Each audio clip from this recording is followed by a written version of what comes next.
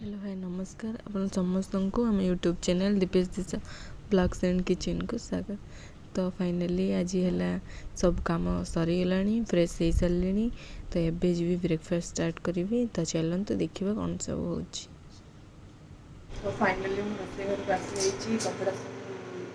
सुखाई washing machine छाड़ी गरम पानी करी कहीं मुझे सका प्रथम उषुम पानी ग्लास पिए तापर जहाँ किसी ब्रेकफास्ट खाଇବା प्रथम पानी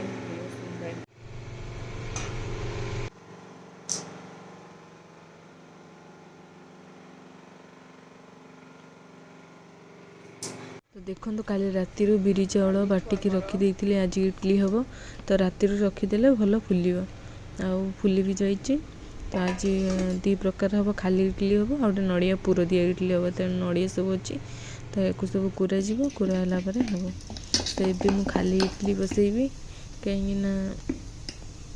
समस्ते खाइबे नड़िया पुर दिया इडली खाली किसी हम आ पुर दिया किसी हम ता सहित सांबर हम। तो ये मुझे खाली फास्ट खाली इडली बसई दूची। तो मम्मी आसला से पूरा करेंगे पूरा कर सारा पुणी पुर दिया इडली बना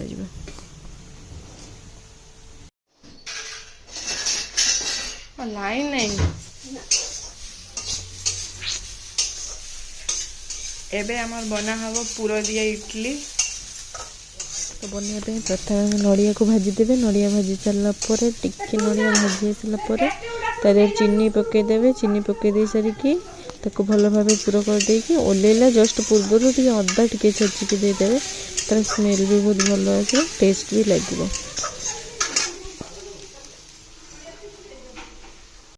सकाळु सकाळु परिया बापा आनी सारे सब प्रकार परिबा आसी जाइए फ्रेश फ्रेश परिबा अदा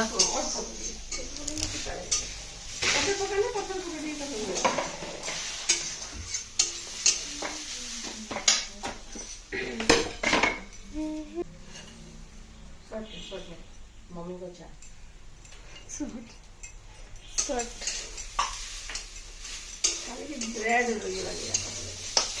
ब्रेड कटलेट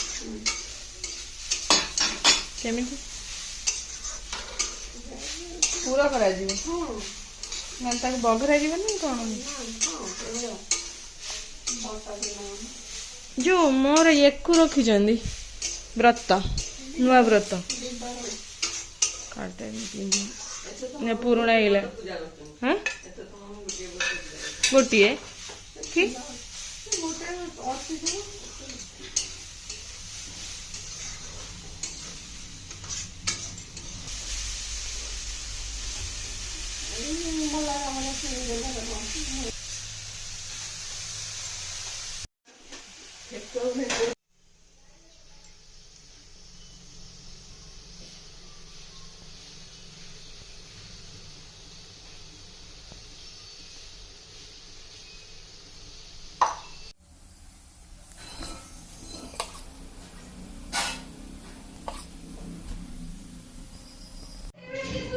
सफा सब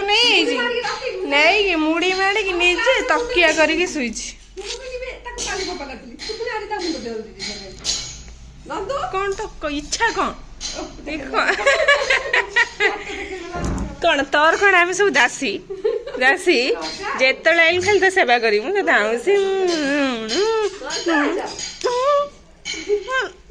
माड़ खाली माड़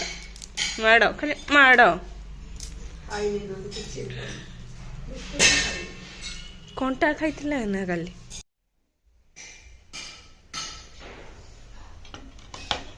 ओहो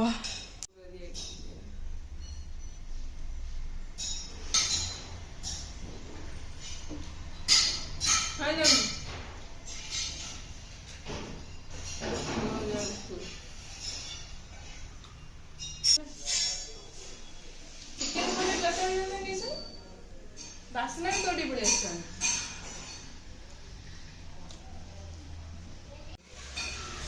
नंदो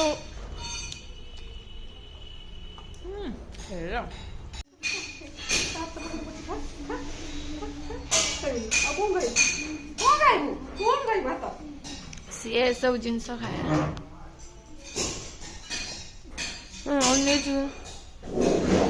ଏଠି ଶୋଇ ପାରିଲୁଣି ଯା ଉଠ ଉଠ ଅନାନି ଦେଖଉଛି ସେ କେମିତି ଦେଖ ଗୁନ୍ଦୁରୁ ତତେ ଘଷିଦେବି କହିଲା ତୁ ତାକୁ କଣ ଘଷି ଦଉଛୁ ମୋ ଭାଇକି ଆଗ ମତେ ଘଷି ଦେ ତାପରେ ତୁ ମୋ ଭାଇକି ଏଇ ଚଲ ବହୁତ ଠାକୁର କୋଉଠି ଅଛନ୍ତି କୋଉଠି ତାଙ୍କ ଘରେ ପୁଣି କୋଉଠି ତୁ ଯିବୁ ତାଙ୍କ ଠିକଣା ଜାଣିଲେ ସିନା ତୁ ଯିବୁ କୋଉଠି ତାଙ୍କ ଘର ଭିତରେ ତାଙ୍କ ଘରଟା କୋଉଠି ତାଙ୍କ ଘର ଭିତରେ ହଁ ଯାଇ କଣ କହିବୁ ଯାଇ କଣ କହିବି କଣ କହିବି ଆଉ ପାଠ ଫେର ମାଗିବୁ ଯେ କେମିତି ମାଗିବୁ ହାତରେ ମାଗିବି କେମିତି ନା କଣ କହିବୁ ମିଠା ଠାକୁର ମୁଁ ସାର୍ଙ୍କୁ ମାରିଲି ସାର୍ ମତେ ତ ପାଠ ଦେବେନି ଆଉ ତମେ ମତେ ପାଠ ଦିଅ ଏଇଆ କହିବୁ କଣ କହିବୁ ଠାକୁର ଥାରକୁ ମାରିନି ଥାର ମତେ ପାଠ ଦେଲେନି ତମେ ମତେ ପାଠ ଦିଅ ଠାକୁର ଦେବେ ହଁ ଠାକୁର କଣ ଭୁଲ କାମ କରନ୍ତି କି ନା ଆଉ ତୁ ଯୋଉ ଭୁଲ କଲୁ ସାର୍ଙ୍କୁ ମାରିଲୁ ତତେ କଣ ଠାକୁର ପାଠ ଦେବେ କି ହଁ ଠାକୁର ତାପରେ ରାଗିବେ ନା ରାଗିବେନି ହଁ ଆଉ ରାଗିଲେ ସେ କଣ ଠାକୁର ତତେ ପାଠ ଦେବେ ହଁ କେମିତି ଦେବେ ବୁଦ୍ଧିରେ ହଁ ଆରେ ତୁ ପା ଭୁଲ କଲୁ ତୁ ସାର୍ଙ୍କ ଉପରେ ରାଗିବା କଥା କି ସାର୍ ତତେ ମଜାରେ କହିଲେ ଅଣ୍ଡା ଖାଇଦେବେ କଣ ସତୁରି ଖାଇଦେଲେ ନା ସତରେ ଖାଇଦେଲେ ମିଛ ସାର୍ ମଜା କରୁଥିଲେ ରାଗିଲେ ରାଗିନାହାନ୍ତି ତୁ ରାଗିଲୁ ଆହୁରି ଠିଆ ରାଗିଲେ ମୁଁ ନୁହେଁ ତୁ ପା ରାଗିଲୁ ସାର୍ଙ୍କୁ ହଁ ମୁଁ ରାଗିନି ଆଉ ଠିଆ କହିଲେ ସିଏ କଣ କହିଲେ ଦିଦିକୁ କହିଲେ ତୁ ତାକୁ ଛାଡିତେ ଯିବୁନି ତୁ ତାକୁ ଛାଡିତେ ଯିବୁନି ସେଇଠୁ ତୁ ରାଗିଲୁ